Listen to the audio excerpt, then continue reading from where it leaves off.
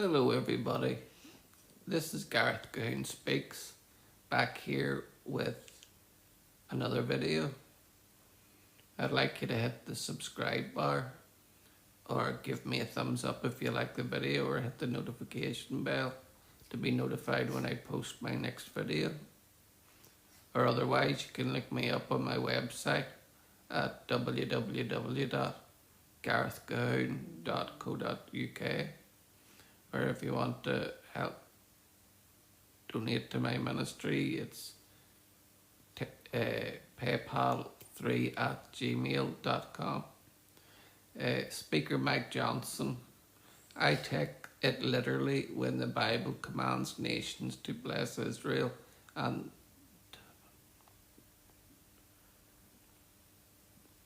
this was what Mike Johnson said.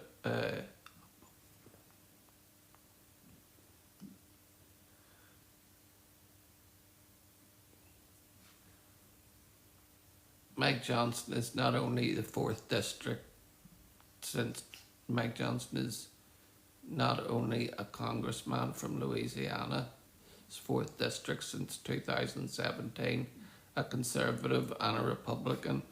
He is also a devout evangelical Christian, raised in a strong Christian home.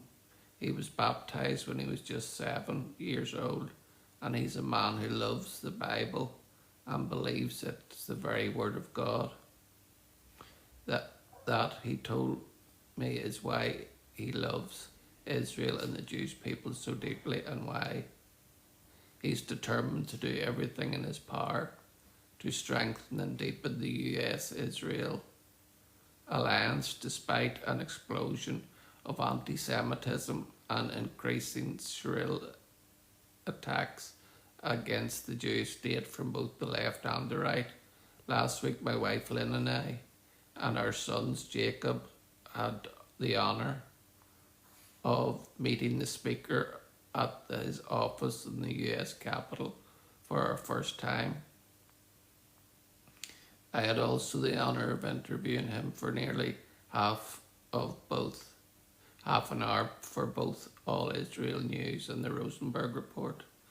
And that full interview you'll find on the Rosenberg Report, or 9 Eastern, the Trinity Broadcasting Network.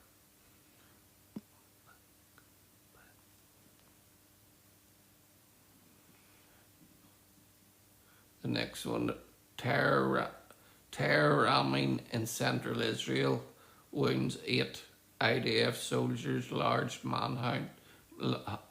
Put a large manhunt for the terrorists is underway. 8 IDF soldiers were wounded in a suspected terror ramming attack in central Israel on Thursday morning. The military cleared for publication several hours after the incident. 2 soldiers and a man and a woman aged 20 and 18 were in moderate condition, while the others sustained life-enduring injuries. The large forces of police, border police, IDF and the prison service started a manhunt for the attacker, who managed to flee the scene and ditched his car at nearby Bet Lid Junction. The perpetrator, who is suspected to be an Arab Israeli from the Galilee, rammed his car into the group of soldiers waiting at a bus stop at the entrance to Kfar Yonah, east of Netanya. The owner of the car used in the attack is an Israeli citizen, and police in the Shin Bet are now trying to determine if the car was stolen by the suspect. Following the attack, all surrounding communities raised their levels and stationed armed guard emergency response units at the entrances, fearing the fleeing suspect could infiltrate and carry out another attack. A police source said there's concern that the terrorist might carry out another attack, as he has nothing to lose.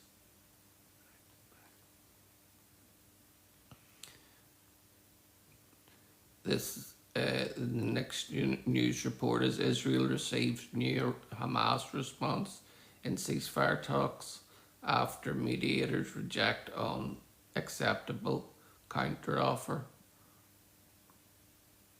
The Israeli government had received Hamas's response from the latest Israeli proposal in the hostage ceasefire negotiations.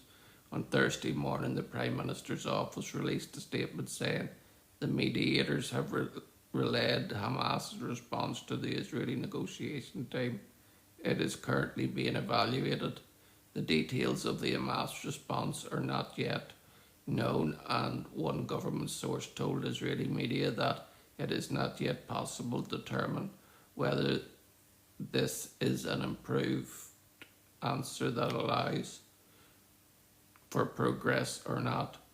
Two senior Israeli officials told Channel 12, contrary to the optimistic atmosphere, there is no progress.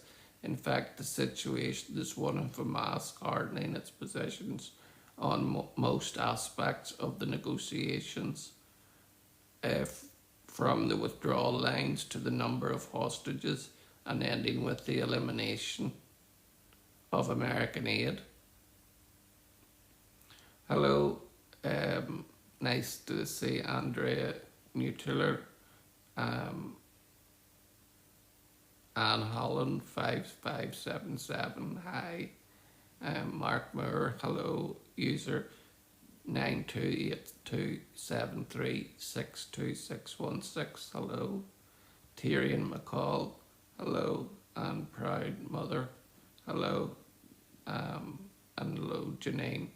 And Marla Mitt, hello. The next news one is 50 Jewish children thrown off flight in Spain in possible anti-Semitic incident. Airline claims the reason was noise. Around 50 French Jewish children and their camp leader were removed from a Vueling Airlines flight in Valencia on Wednesday evening in what some witnesses described as an anti-Semitically motivated incident.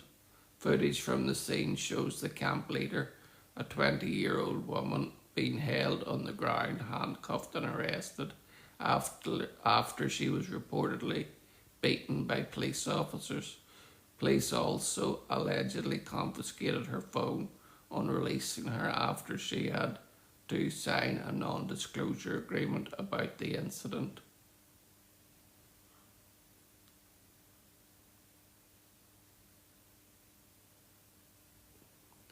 Is settler violence real or just a powerful narrative? It was billed as a hate-fueled act of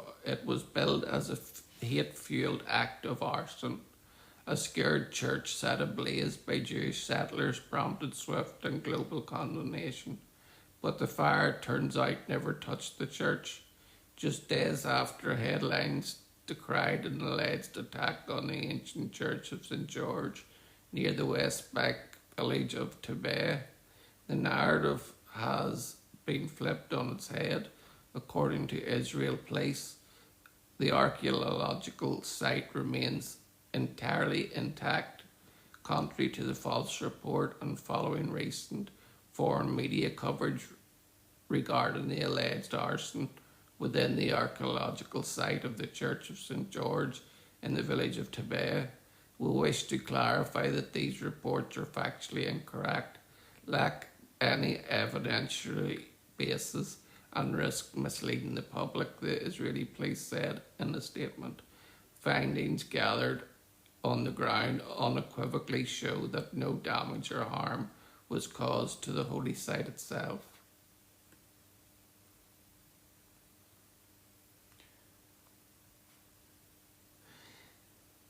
After rejecting compromise, Likud removes Edelstein's new Defence Committee chair set to advance Haredi draft exemption law. Lawmakers of Prime Minister Benjamin Netanyahu's Likud party on Wednesday voted to oust the head of the Defence and Foreign Affairs Committee, Yul Edelstein, paving the way for reconciliation with the ultra-Orthodox parties. Edelstein, who was responsible for drafting a new law regulating the draft of unorthodox men into the Israeli Defense Forces, had refused to compromise with the Haredi parties, vowing only to legislate a law with significant penalties for draft invaders. United toward Judaism, the Shahs reacted by exiting the government, and the UTI's case, the coalition leaving it on the brink of collapse. Only 4 MKs support Edelstein, a veteran lawmaker and formerly number 2 on the Likud's list, who in the past has challenged Netanyahu for party leadership and was not fully on board with the judicial reform. 29 lawmakers are for former journalist Boaz Bismuth, a member of the committee who is seen as a loyalist of Netanyahu. After his elections, Bismuth wrote on X that he sees his new role as national mission of the highest order. The tour brought me here, and the army keeps me here. The conscription law is within my home. My daughter's is a soldier with a red beret, and my son with tzitzits worn by religious Jews and kippah will study in the yeshiva. I am proud of both of them. It is possible to combine the two hand in hand. One strengthens the other. The conscription law is a national matter, not a political one, Bismuth declared. Hello Sheikh Tim, hello L9 and Lizzie 5531 and Scott. Hi Scott, Paula Wakomo, nice to see you. Turkey's Eurofighter jet deal with Germany raises alarms in Israel. Israel is concerned about the possible upcoming Turkish acquisition of 40 Eurofighter Typhoon fighter jets from Germany.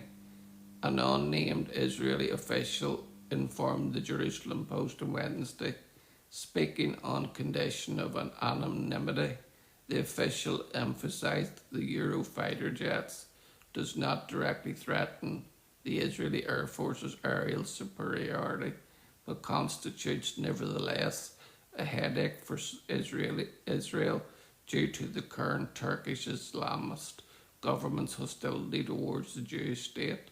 The Eurofighter, a fourth plus operation fighter jet, is jointly developed by Germany, Italy, and the United Kingdom and Spain.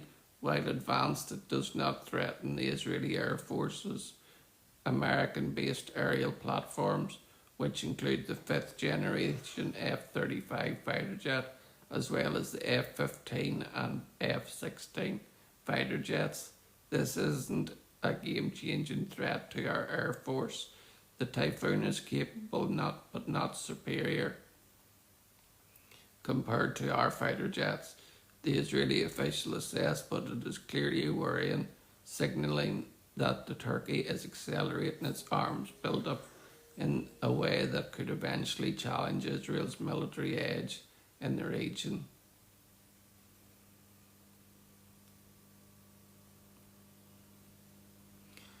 Major roads blocked across Israel as Haredi protesters clashed with police over military draft arrests. Hundreds of ultra-Orthodox Haredi protested across the country Wednesday following the arrest of 3 Haredis who had deserted military service. As part of the protest, major traffic routes in central Israel, Jerusalem, Beit Shemesh and other locations were blocked for several hours. In Bnei Barak, Route 4 was blocked for a significant period from the Moshe Junction to the Aleph Sada Junction. During the blockade, police at the scene addressed the demonstrators who had sat down on the road, stating that it is a legal protest. You have 5 minutes to clear the road. Anyone who refuses will be arrested. The protesters responded with chants, "We will die before we enlist prison over the army." Hello, Lily. Nice to see you on. And oh, Jesus, what a mid. Nice to see you on too. President Herzog refutes Gaza starvation. Allegations say Israel adamantly committed to international law on first frontline visit. President Isaac Herzog, who grew up in Belfast, visited the Gaza Strip for the first time since the start of the October 7th Iron Swords War, where he met with military leaders and received a full and detailed update on humanitarian aid efforts in the enclave. Herzog was briefed on the extensive efforts to ensure humanitarian aid reached the people of Gaza. Despite the danger, despite the pain of knowing our hostages are still held in brutal captivity, he stated. President Herzog reiterated the position of the Israel government, emphasising that what is absolutely clear is that the true obstacle to humanitarian aid relief is Hamas. Huge quantities of aid are flowing in conjunction with UN and EU efforts agreed by Israel, Herzog continued. The President also highlighted the work of the Gaza Humanitarian Foundation. Despite the efforts of Hamas to interfere, Hamas loots the aid and prevents its proper distribution, Herzog stated. All the while, the GHF distribution is also being procured. Hello, Bobby Fudge. Hello, Kieran Mooney.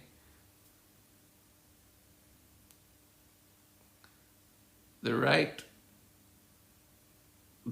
has a growing Israel problem. The latest controversies involving US Ambassador to Israel Mike Huckabee and the Jewish state are serious warning signs. US Ambassador to Israel Mike Huckabee is among the most well-known, consistent supporters of Israel, among Israel's most loyal and fervent supporters in America. Evangelical Christian Ambassador Huckabee is also a very smart man, a former governor of Arkansas and a serious candidate for president during the 2016 election. Huckabee had been on the front lines of Christian Zionism and defending Israel against its many enemies for decades. So for someone who is intimately aware of Israel, is constantly portrayed as a villain in the media, why would Ambassador Huckabee also allow his voice to be used for that purpose? Last week, the Times of Israel published an article entitled "Huckabee Threatens to Declare Israel Not Welcome Christians as Visa Route Blows Open." US Envoy pens scathing letter to Interior Minister accusing Israel of blocking Christian groups from entering Israel and warning of reciprocal steps against Israeli visa seekers from the peace.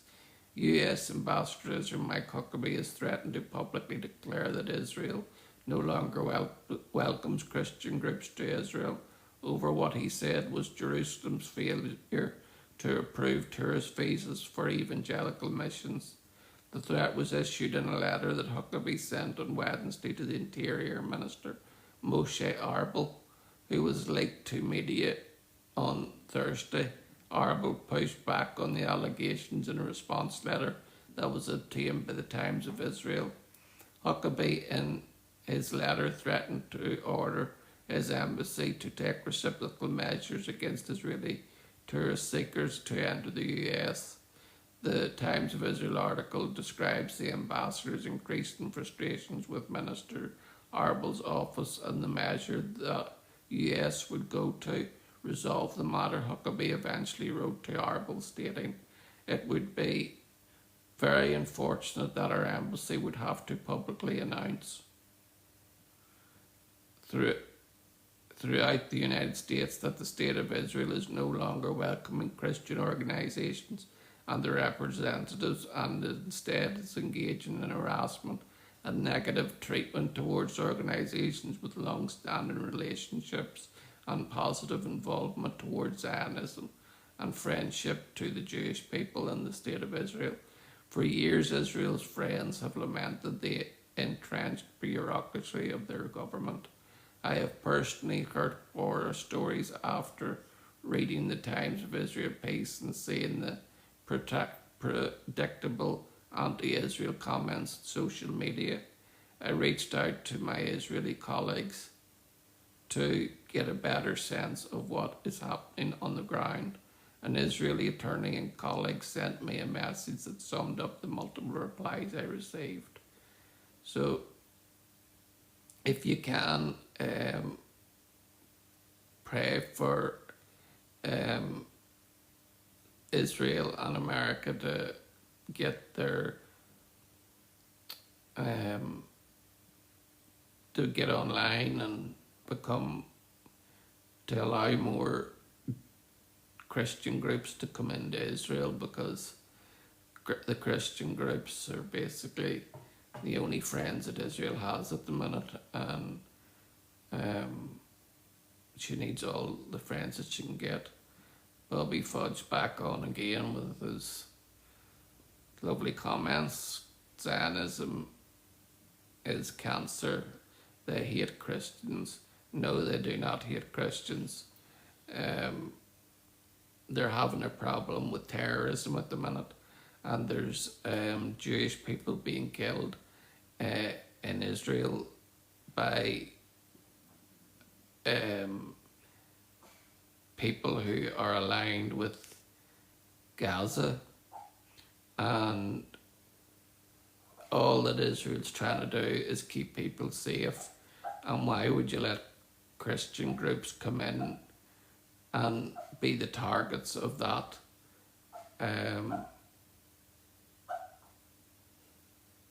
unlawful act? And it's the Orthodox people that did that.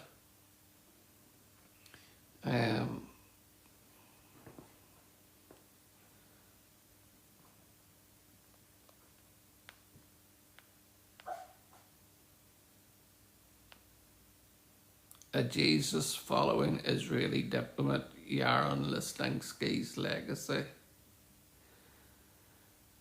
The tragic death of Yaron Lislinsky and his fiancée Sarah Milligan caused profound shock throughout Israel. The expressions of sympathy and support shown towards the grieving family, whether by representatives of the Israeli Ministry of Foreign Affairs staff at the embassy in Washington, or the compassionate gestures of local authorities, were dignified and moving expressions of Israeli society's solidarity in such difficult moments. However, alongside the widespread empathy, some reactions focus on Yaron's personal beliefs that he viewed Jesus as the Messiah. These voices expressed concern and, in certain cases, even questioned his Jewish identity, attributing ulterior motives to his faith community. These critical voices are, on the one hand, entirely understandable manifestations of a deeply ingrained Jewish reflex rooted in the tragic memory of 2,000 years of persecution. On the other hand, they are fed by fear of the unknown and reflect the kind of characteristic ignorance that still exists within the Jewish community regarding the most well-known and influential Jewish figure in history, Jesus, also known as Yeshua. Community regarded the most well-known and influential Jewish figure in history, Jesus, originally named in Hebrew Yeshua, and his Jewish followers. From the perspective of pursuing Jewish identity, it is reasonable to acknowledge that just as Chabad's messianic beliefs are respected within the Jewish world, there is room for Jews who sincerely believe that Yeshua is the promised Messiah. Yaron was among those who believed this, unlike the majority of today's people of the book. He is not only knew the books of Moses, the Torah, as part of the book, but was also deeply familiar with the prophetic writings of the Bible, just as the Jewish people in the time of Second Temple read the book of Daniel. So did Yaron, Daniel the prophet, who foretold centuries in advance and with precise timing the cessation of the daily sacrifice, the destruction of the Second Temple, and that a few decades before these events, the Messiah would be killed, and just as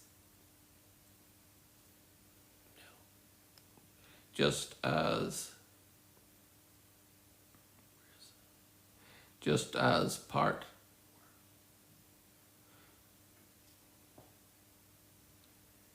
and just as many Jews who lived through the temple's destruction asked themselves who this prophesied executed Messiah might have been, and found their answer in Jesus, so did Yaron see in Jewish Messiah promised in the prophetic text.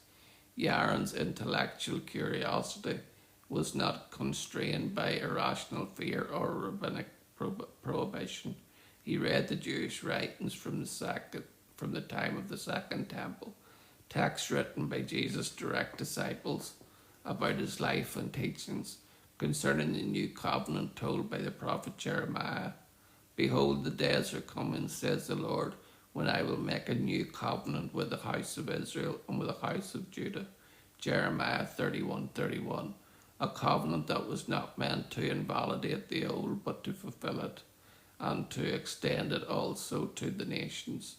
These ancient Jewish writings about Jesus remain unfamiliar to those who view Yaron's faith as a threat to Judaism, reflecting a widespread lack of awareness about Judaism's own historical engagement with Jesus.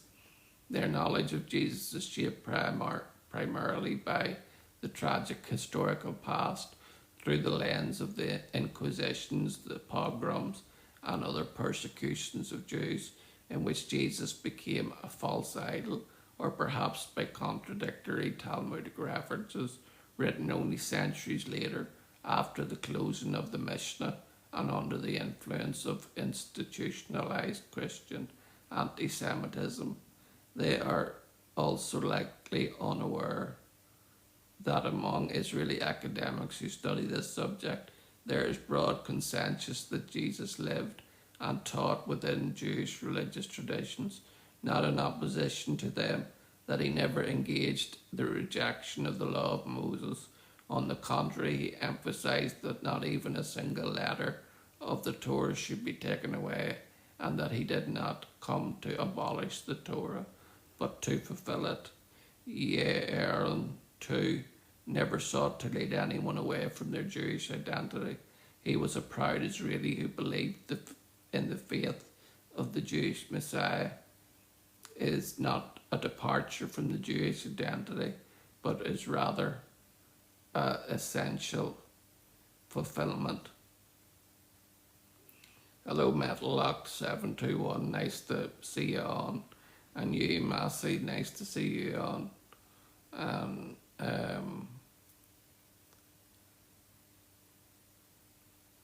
Land and set. Maybe if they didn't steal all the lad, all the lad, that's a good spelling there. What is a Zionist? A Zionist is someone who loves and supports Israel's right to exist in the land that God gave them centuries ago. And unfortunately,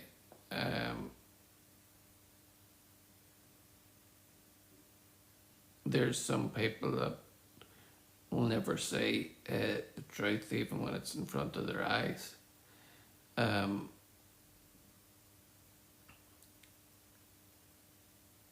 people who think that the Jewish people killed Jesus. In fact, when the Jewish people were crying out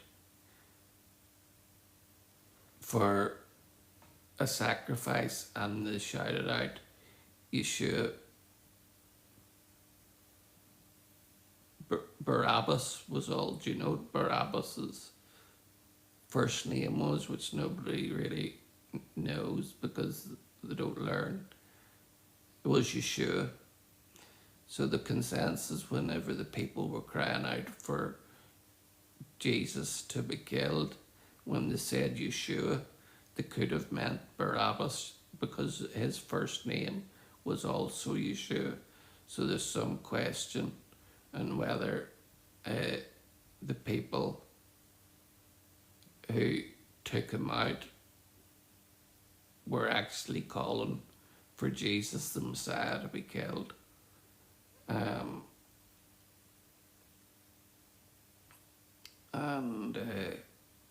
That is all the news I have for you today on Israel and the Jewish people. I just ask you to pray for Israel, pray for the Jewish people, pray also for the Palestinian people, that they could lay down their arms, stop building tunnels under schools, playgrounds and homes, and come to peace with Israel. Because if Israel laid down their weapons, there would be no more Israel. But if Hamas laid down her weapons, the Palestinians could finally and justifiably have peace. And that's my prayer for the peace of Jerusalem and all Israel and the Middle East. Shalom, Maranatha, and Hallelujah.